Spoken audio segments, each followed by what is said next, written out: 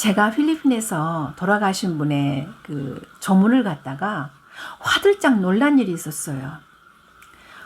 관을 집안에 두는 것도 낯설잖아요. 그런데 그 긴 장례 기간 동안 관을 한 반쯤 뚜껑을 열어놓고 시신의 얼굴을 보게 하는 거예요. 필리핀 사람들은 자연스럽게 관에 다가가서 그 시신의 얼굴을 보기도 하고 한참 동안 서서 말도 하는 것 같아요. 그 시신의 얼굴에 그 화장을 했기 때문에 마치 잠자는 것 같아요. 하지만 솔직히 저는 떨렸어요. 그런데 그런 장례를 갖다가 여러 번 제가 이렇게 경험하고 나니까 나중에 저도 그 시신의 얼굴을 자연스럽게 볼 수 있었답니다. 그리고 우리 교회 선생님의 아버님이 돌아가셨을 때는 제가 그 장례 예배도 인도했어요. 안녕하세요. 오늘은 오싹한 그 필리핀의 전통적인 장례 문화와 제가 본 그 독특한 장례 문화를 말씀드릴게요. 우선 필리핀은 그 장례 문화가 다양해요. 그 필리핀이 현대와 원시가 공존하고 또 수많은 언어와 인종으로 인해서 다양한 문화가 공존하는 사회예요. 그래서 그런지 장례 문화도 그 언어나 또 종교 또 지역이나 빈부에 따라서 차이가 나더라고요. 예를 들면 그 초현대적인 수도 마닐라에는 카톨릭 의식의 그런 화려한 장례를 하지만 그 민다나오 섬에 가면은 그 남서쪽에 술루 제도가 있는데 거기 사는 무슬림들은 이슬람식 장례 의식을 해요. 그런데 오늘 제가 소개해드릴 루손섬 산간 지역의 사람들은 독특한 전통적인 장례 의식을 해요. 먼저 이 사가다의 행인 코핀스라고 아주 관광객들에게 유명하죠. 이 사가다 지역에는 동굴이나 바위 틈이나 그 높은 절벽에 그 시체를 넣은 관을 매달아 놔요. 사가다는 해발 한 2,900m의 그 석회암 지역으로 동굴이 참 많거든요.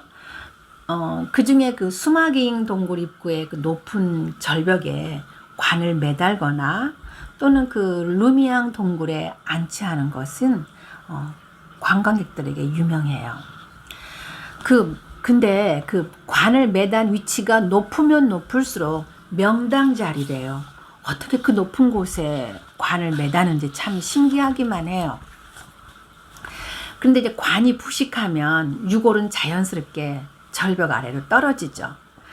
사가다 사람들은 시체를 땅에 묻으면 악마가 영혼을 훔쳐간다고 믿어요. 그래서 바람의 신이 그 죽은 이의 영혼을 쉽게 거두어 가도록 관을 절벽에 매다는 거래요. 근데 여기 보면 의자가 있잖아요. 이 의자는 영혼이 잠시 나와서 후손을 보고 간다는 의미로 매달아 놓는데요. 그런데 이 절벽에 매다는 풍장은 마을의 지도자들이나 부유층이나 한대요. 그래서 이런 보통 사람이나 가난한 사람들은 이제 보통 장례용 동굴에다가 관을 모셔요. 이 사진은 그 동굴에 안치된 그 관을 잠시 꺼내서 찍은 겁니다.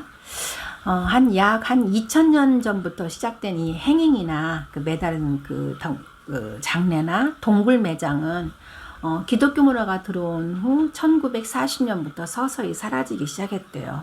하지만 그 사가다 주민 한 25% 정도는 아직도 이런 그 동굴에 안치하거나 이렇게 절벽에 매다는 것을 자신들의 문화유산으로 선호한답니다. 다음은 죽음의 의자에 안치하는 본톡의 장례식이에요. 사가다와 1시간 거리의 본톡은 가족이 죽으면 뒷마당에 시신을 한 열흘 정도 죽음의 의자에다가 안치하고 함께 시간을 보내요. 그 르손섬의 산간 지역에 사는 이고로, 이프가오, 본토, 칼링가, 아파야오 이 5 그 종족들은 수명을 다한 자연사는 호상으로 봐요. 그래서 그 시신을 그 의자를 영예로운 죽음의 의자라고 하는데, 영예로운 죽음의 의자에 안치하고 소중한 그 동물로 여기는 카라바오, 물소죠. 그 물소 한 마리 이상을 바친대요. 그리고 그 장례식 때 다른 축제처럼 춤도 춰요. 잔치를 이제 하는 거죠. 천수를 다했기 때문에 슬퍼할 이유가 없다는 거죠. 그런데 이제 시간이 지나면 이제 그 시체에서 그 혀가 나오기도 하고 냄새가 막 나는데, 냄새가 고약할수록 좋은 거래요. 참 우리는 이해할 수가 없죠. 근데 이제 시간이 지나면 그 시체를 천으로 싸서 마당 한쪽이나 집 근처에다 매장을 해요. 뭐 산자와 죽은 자가 함께 한다는 그런 어떤 함께하고 싶어하는 마음이겠죠. 우리는 낯설지만, 제가 필리핀에 이제 갔을 때 그 우리 아이들의 교인들의 아이들의 그 집을 방문하는데, 바로 집 옆에 이렇게 하얗게 페인트로 칠해진, 시멘트로 이렇게 만들어진 무덤이 있는 거예요. 근데 그런 무덤들이 가끔씩 있어요. 저는 참 이상했는데 필리핀 사람들은 아무렇지도 않게 아주 자연스럽게 그가 애들은 놀기도 하고 지나가더라고요. 저는 그 본토에서 약 4시간 정도 거리에 그 라트니다드에서 사역했거든요. 바기오 옆에 있는. 근데 하루는 주인 할머니가 본토에서 겪은 그 자기 경험을 말씀해 주시는 거예요. 이 할머니가 이제 시집 온 지 얼마 안 됐을 때 시아버지가 돌아가셨대요. 그런데 그 시아버지를 그 죽음의 의자에다 안치한 후 이렇게 한 열흘 동안 두는데, 할머니는 그때 이게 젊잖아요. 근데 시아버지 그 시체 앞을 지나가려면 너무 무서웠대요. 특히 밤에요. 다음은 시신을 무릎을 꿇게 한 다음에 이 소나무 관에 넣는 그런 풍습이 있어요. 이 루손섬 콜딜레라 지역은 시신을 그 무릎을 이렇게 구부린 후에 태아형 그 자세로 매장을 해요. 사람이 죽으면 그들은 그 출산 전 태아 상태로 돌아간다고 믿기 때문이래요. 저는 그렇게 구부러진 그 미이라를 바기오 박물관에서 봤거든요. 제가 박사과정으로 이제 사회교육학을 배울 때였는데, 교수님이 저희들을 데리고 그 박물관에 데려갔어요. 그때 거기서 이렇게 태아처럼 이렇게 구부리고 앉아 있는 미이라를, 이 관 속에 있는 그 미이라를 봤어요. 처음 봤어요. 그때 제가 물론 지금은 이제 관에 시체를 반듯하게 누이죠. 마지막으로 장례식장이 마치 라이브 카페 같아요. 사실 제가 이 장례 문화를 소개하고 싶은 게 이것 때문이었어요. 현대 그 필리핀 장례는 카톨릭식이나 기독교식이 뭐 거의 많거든요. 그래서 그 장례식장을 가면, 이제 장례하는 그 집에 가거나 가면은 우리처럼 우울하거나 이렇게 어둡거나 그러지가 않아요. 마치 라이브 카페에 온 것처럼 편안하고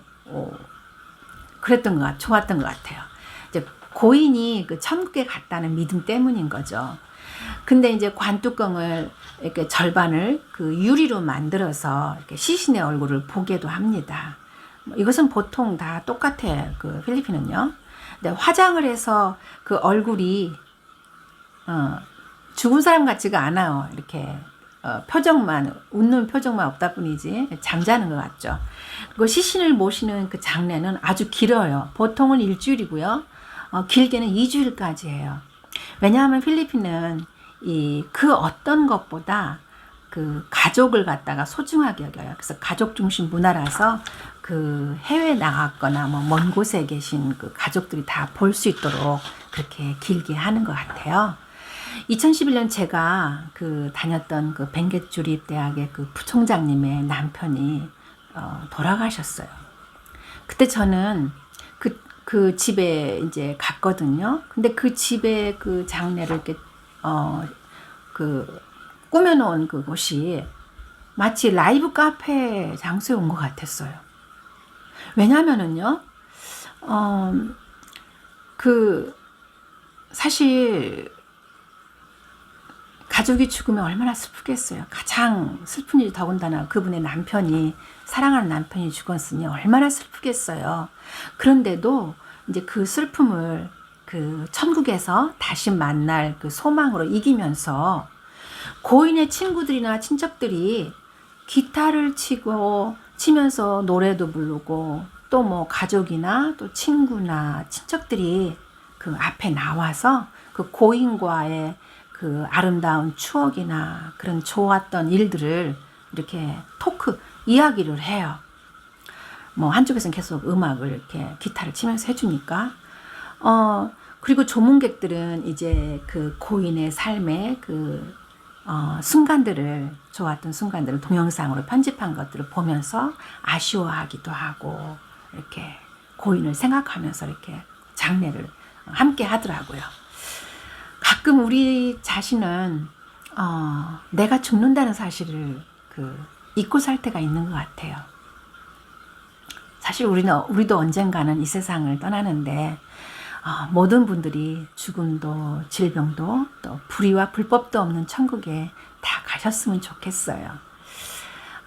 사실 죽음이란 가장 큰 슬픔이죠. 하지만 그 천국에서 다시 만난다는 그 희망을 가지고 그간 나누었던 추억을 함께 나누면서 이 추모하는 아름다운 장례식을 계획하는 것은 어떨까요? 오늘은 우리와 다른 필리핀의 장례 문화에 대해서 나눴어요. 여러분 어떻게 보셨어요? 좋으셨으면 좋아요, 구독 눌러주세요.